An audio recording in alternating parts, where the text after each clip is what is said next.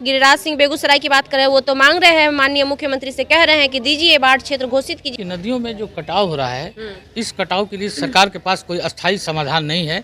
बाल बच्चा जैसे कि तैसे अभी भी घर के नीचे पानी भर कमर भर होना है। बाढ़ क्षेत्र भी घोषित नहीं किया गया। कुछ अब है कि नहीं, वो तो काना पूरी होता है, पेपर में देखते हैं, लेकिन कोई सादी जमीन पर तो कुछ होता नहीं। गिरिराज बाबू का मांगना कहीं न्याय संगत है। वो तो एक ढोंग रच रहे हैं। अच्छा। प्रोटेक्शन के रूप में सरकारें सिर्फ बिल पारित कर रही है कि कटाव निरोधक कार्य हो रहा है। जमीनी हकीकत यह है कि पूरे बिहार में कटाव निरोधक कार्यों का जांच कराया जाए, तो कहीं भी कटाव निरोधक कार्य नहीं हो रहा है, हो ही नहीं रहा है। एक खाना पेपर पे ये सारी चीजें पेपरों पर सिर्फ खाना पूरी हो रही है। अच्छा। अगर वो काम कराना चाहेंगे तो निश्चित रूप से यहाँ काम मतलब होगा। वो कराना नहीं चाहते, वो दिखावा कर रहे निश्चित हैं। रूप से एक दिखावा ही कर रहे हैं ना। पूछे कोई आदमी तो घूमिए, कोई दवाई को टीका मिला है, कोई डेंगू का या कोरोना का, इतना है, कुछ भी बुखार का, सर्दी, कोई पूछने आया है कि आपको तबीयत खराब है, आपके बच्चे कैसे हैं, बूढ़े कैसे हैं। बाढ़ पहले भी आता था। पहले की सरकारें नदियों को प्रोटेक्ट करती थी। वहाँ बॉर्डर पिचिंग होता था, वाल होता था, प्रोकोपाइल होता था। अभी एक जियो बैग के नाम पर पूरे बिहार में लूट मचा है। पूरा उत्तरी बिहार जलमग्न हो चुका है। जरा सा एक बार कैमरा घुमा दीजिए। ये जो है पटना का दृश्य है। पटना के कंगन घाट पे अभी हमारी मौजूदगी है और कोई ऐसा घाट नहीं है जो बचा है जहाँ पे पानी नहीं आया है। इस बार जो जल स्तर है वो काफ़ी बढ़ रहा है, हालांकि 1-2 दिन से जल स्थिर है और बाढ़ क्षेत्र घोषित नहीं किया गया है। ये सबसे बहुत बड़ी समस्या है। नीतीश कुमार जी ने अब तक बिहार के जितने भी जिले हैं जो डूब गए हैं, जितने भी घर है, जितने भी खेती है, गृहस्थी है, सब बर्बाद हो चुका है, लेकिन अभी भी बाढ़ क्षेत्र घोषित नहीं किया गया है। हमारे साथ विधायक जी हैं, आरजेडी के विधायक हैं। सर, बिहार में बाढ़ का पूरा प्रकोप छाया हुआ है, गंगा जी का कहर देखने को मिल रहा है, लेकिन बाढ़ क्षेत्र घोषित नहीं किया गया अभी तक। देखिए, अभी जो बिहार में गंगा का जलस्तर बढ़ा है, जिससे काफ़ी जिला हमारे बिहार के, उत्तरी बिहार के जो है अफेक्टेड है और सरकार सोई भी है। सरकार का कोई ध्यान नहीं है। यहाँ के लोग बाढ़ में, आपदा में प्रभावित हैं और यही स्थिति बिहार के बेगूसराय जिला के 8 प्रखंडों का है। आपदा प्रभावित परिवार जो पुनर्वास विस्थापित होकर पुनर्वास है, वहाँ उनको कोई व्यवस्था नहीं है। दैनिक चर्या में खाने पीने के लिए भी मोहताज है। उन्हें अभी सरकार द्वारा कोई भी सुविधा मुहैया उपलब्ध नहीं कराई गई है। बहुत आश्चर्य और चिंता की बात है। इसी प्रकार 2-3 महीना पहले बिहार के सीमांचल में जो जबरदस्त बाढ़ आया था, वहाँ महानंदा, कनकई, पनार और कोसी में डोक नदी सारी प्रवाह थे। बहुत सारे गांव नदी में कटकर विलीन हो गए। विस्थापित परिवारों को सरकार द्वारा आज तक न कहीं पुनर्वास की व्यवस्था कराई गई। वहाँ पे भी नहीं करवाया, कहीं भी पुनर्वास की व्यवस्था नहीं करी गई और न कोई आपदा का राशि मुहैया कराया गया। लोग सड़कों पर जीवन बसर कर रहे हैं और खाने को मोहताज हैं। दूसरी बात कि नदियों में जो कटाव हो रहा है, इस कटाव के लिए सरकार के पास कोई अस्थायी समाधान नहीं है, क्योंकि इस कटाव को प्रोटेक्ट करना चाहिए। प्रोटेक्शन के रूप में सरकारें सिर्फ बिल पारित कर रही है कि कटाव निरोधक कार्य हो रहा है। ज़मीनी हकीकत यह है कि पूरे बिहार में कटाव निरोधक कार्यों का जांच कराया जाए, तो कहीं भी कटाव निरोधक कार्य नहीं हो रहा है, हो ही नहीं रहा है। एक खाना पेपर पे ये सारी चीजें, पेपरों पर सिर्फ खाना पूरी हो रही है। अच्छा। अगर नदियों को प्रोटेक्ट किया जाता तो इतने जो गाँव बिहार के नदी में कटकर विलीन हो गए हैं और विस्थापित परिवार जो आज सड़कों पर जीवन बसर कर रहे हैं, ये स्थिति पैदा नहीं होती। माननीय मुख्यमंत्री जी द्वारा ये बार बार कहा जाता है कि राज्य की मेन राशि में आपदा पीड़ित परिवारों का सबसे पहला हक है। तो मैं ये कहना चाहूँगा कि जितनी नदियाँ कट रही है सीमांचल में और गंगा से, जो कटान प्रभावित परिवार हैं उनको पुनर्वास की व्यवस्था कराई जाए और नदियों के कटाव को रोकने के लिए अस्थायी समस्या का समाधान करने की व्यवस्था कराई जाए, ताकि यहाँ के लोग सुरक्षित रह पाएँ। चूँकि बहुत संकट का समय है और लोगों को अभी रिलीफ के रूप में कहीं कुछ मिला नहीं है। लोग बेहाल हैं, बदहाल हैं। यही स्थिति है बिहार की। सुशासन बाबू की सरकार की ये हाल है। सुशासन बाबू सिर्फ नाम की सरकारें चल रही है। आज मैंने जो बोला कि अगर ये गंगा में जो जलस्तर बढ़ा है, उत्तरी बिहार के जो कई जगह बाढ़ प्रभावित परिवार हैं उनको आपदा के रूप में अब तक कुछ नहीं बोला। न खाने पीने की कोई व्यवस्था कराई गई, न आपदा में मिलने वाली राशि की व्यवस्था कराई गई। सवाल ये उठता है कि जब नीदरलैंड में समुद्र के पानी को रोका जा सकता है अपने राज्य को, अपने शहर को बचाने के लिए, तो बिहार में नदियों का पानी क्यों नहीं रोका जा सकता? यही बात तो मैंने कहा कि नदी कटान और नदी के पानी को रोकने के लिए सरकार के पास अब तक कोई अस्थायी समाधान का रास्ता नहीं है। इतने बड़े बड़े प्रोजेक्ट बन रही है, इतनी सारी योजनाएं बन रही है, सिर्फ खाना पूरी हो रहा है।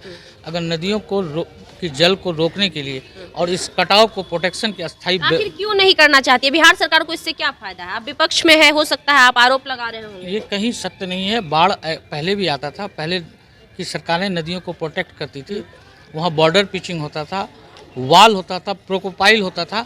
अभी एक जियो बैग के नाम पर पूरे बिहार में लूट मचा है। अच्छा। और इसका समाधान कहीं नहीं हो रहा है। और यहाँ की स्थानीय जनता से भी वास्तविकता की जानकारी आप लीजिए कि आपदा प्रभावित परिवार हैं, इनको अब तक आपदा के रूप में कोई भी राशि नहीं मिला है। आप लोगों की तरफ से क्या मदद किया लोग सड़कों पर जीवन गुजार रहे हैं, हम लोग देख रहे हैं, मूल्यांकन कर रहे हैं। हमारे पार्टी के नेता माननीय तेजस्वी जी हर जगह जा रहे हैं और सरकार से जो विपक्ष का एक रोल होता है और विपक्ष की जो एक मांग होती है, इस सारी मांगों को प्राथमिकता के आधार पर रख रहे हैं। अगर आपकी सरकार आती है तो आप जल्द से मुक्त कर दीजिएगा बिहार को, बाढ़ से मुक्त कर दीजिएगा, आप रोक दीजिएगा बाढ़ तो एक प्रकृति का देन है। हाँ। लेकिन बाढ़ के अस्थायी समाधान के लिए अगर हमारी सरकार बनती है, हमारे नेता माननीय तेजस्वी जी मुख्यमंत्री बनते हैं, तो इसका समाधान का सबसे प्राथमिकता के आधार पर बिहार के उत्तरी जिलों में और सीमांचल के बहुत सारे इलाके जो बाढ़ प्रभावित हैं, उनको सुरक्षा के लिए एक बजट, एक प्रोजेक्ट बनेगा और उस पर काम प्राथमिकता के आधार पर हमारे नेता कराएंगे। बजट तो केंद्र सरकार भी 12,000 करोड़ पास की है उत्तरी बिहार के नदियों को दक्षिणी बिहार से जोड़ने के लिए। उस पर अमल नहीं हो रहा है ना। जब माननीय तेजस्वी जी बिहार के मुख्यमंत्री होंगे तो उन प्रोजेक्टों को जमीन पर उतारा कैसे जाए, जमीन पर अमल कैसे कराया जाए, इन कार्यों को प्राथमिकता के आधार पर कराएंगे। हमारे जो सांसद हैं, आप गिरिराज सिंह बेगूसराय की बात करें, वो तो मांग रहे हैं, माननीय मुख्यमंत्री से कह रहे हैं कि दीजिए बाढ़ क्षेत्र घोषित कीजिए, लोगों को बाढ़ का सहायता राशि। गिरिराज बाबू का मांगना कहीं न्याय संगत है। डबल इंजन की सरकार है, गिरिराज बाबू भारत सरकार के मंत्री हैं, बिहार में भी उनकी सरकार है। वो तो एक ढोंग रच रहे हैं। अच्छा। अगर वो काम कराना चाहेंगे तो निश्चित रूप से यहाँ काम होगा। मतलब कराना नहीं चाहते, वो दिखावा कर रहे हैं। निश्चित रूप से एक दिखावा ही कर रहे हैं ना। जब डबल इंजन की सरकार है, माननीय नरेंद्र मोदी देश के प्रधानमंत्री हैं, माननीय नीतीश कुमार जी बिहार के मुख्यमंत्री हैं और उसी पार्टी के केंद्र में गिरिराज बाबू मंत्री हैं, उनका ये बोलना कहीं से न्याय संगत है कि बाढ़ से बचाया जाए। आप मांग क्यों कर रहे हैं? आप जमीन पर काम करिए, जनता को सुरक्षा प्रदान कीजिए, ये आपका रोल होना चाहिए। चलिए, तो गिरिराज सिंह जो है ढोंग कर रहे हैं, दिखावा कर रहे हैं। बाकी एक बार फिर से दिखा दीजिए, ये नज़ारा है पटना के सभी घाटों का। अभी तो हम कंगन घाट पे है, चाहे जितनी भी घाटें हैं, सभी घाट ऐसे ही जलमग्न है। जल का स्तर जो है लगातार बढ़ रहा है। हालांकि 1-2 दिन से जल जो है थमा हुआ है, रुका हुआ है, कुछ हद तक घटा भी है कहीं कहीं पे, लेकिन आप देख रहे होंगे दूर दूर तक आपको सिर्फ और सिर्फ जल दिख रहा होगा, जल के अलावा कुछ नहीं दिख रहा होगा। बाकी इधर देखिए, तमाम जो लोग हैं यहाँ के निवासी होंगे, उनसे भी कुछ जानने का प्रयास करेंगे। इस बार जो बाढ़ आई है उसको लेकर क्या कहेंगे अंकल? बाढ़ में तो त्राहिमाम मच गया पूरे एरिया में।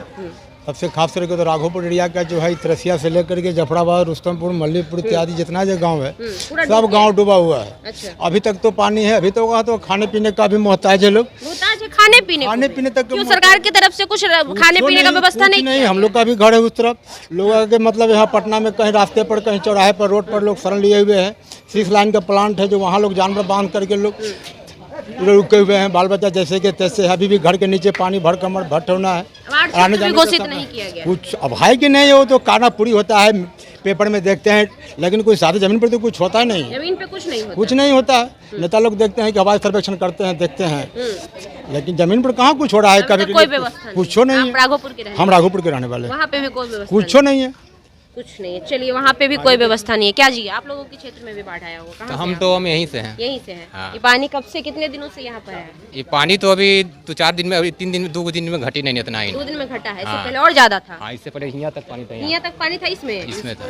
अच्छा, इस पर इतना पानी था। सब मंदिर पूरा सब आप लोग को सुविधा दिया गया सरकार की तरफ से? कुछ मिला? कुछ व्यवस्था नहीं हुआ, कुछ सुविधा नहीं है। पटना में भी ये हाल है? तो पटना में, जब देहात में भी ये हाल है तो पटना में हाल रहेगा ना। अच्छा, देहात में तो पटना में, पटना राजधानी ना है। राजधानी पर कौन ध्यान है? नीतीश कुमार घूमते हैं यहाँ पे। राजधानी आवास नहीं है कि राजधानी पटना में हाँ? जहाँ लोग बैठते हैं वहाँ राजधानी है, यहाँ राजधानी नहीं यहाँ नहीं है। है। यहाँ जनता के बीच में राजधानी है। जनता जहाँ कुर्सी लगा हुआ है, सचिवालय है, वहाँ राजधानी है।